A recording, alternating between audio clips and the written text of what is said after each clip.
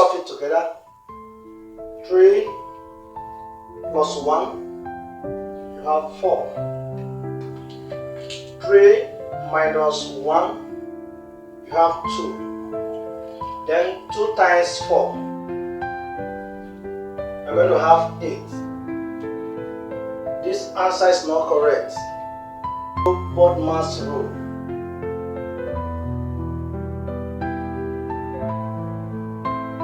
Follow BODMAS rule. According to BODMAS rule, the first priority in this is multiplication. Multiplication before addition and subtraction. Okay? So we're going to follow this first. 1 times 3, we have 3. Right? And addition and subtraction, they have equal priority. So we can bring this 3 here and bring 1 here. So at this point we can minus 3 from 3.